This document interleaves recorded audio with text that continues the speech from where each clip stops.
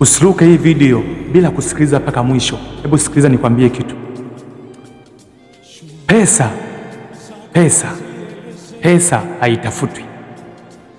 Pesa haitafutwi, bali kinachotakiwa ni kutafuta jina ili pesa ikufate.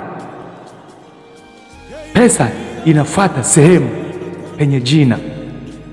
Unaweza ukawa uko biza kutafuta pesa, uko biza, yani ulali, unasema unatafuta pesa, niko biza natafuta pesa.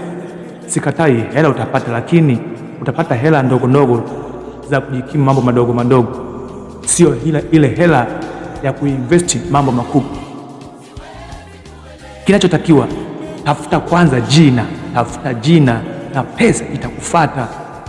Ndio maana kuna watu unakuta yuko bize muda wote anakuambia tap screen. Sio mjinga yule, anatafuta jina kwanza, anatafuta jina ili pesa imfuate. Ukiwa na jina, pesa inakuja yenyewe. Umetulia huko mezani, hela inakufuata. Umetulia huko ofisini kwako, hela inakufuata kwa sababu una jina. Kikubwa, tafuta jina kwanza, usiwe biza kutafuta pesa, tafuta jina. Pesa itafuta namna hiyo kwa nguvu, namna ya pesa inakuja yenyewe. Ukishapata jina inakuja inakufuata yenyewe. Wafanyabiashara watakufuata wao wenyewe.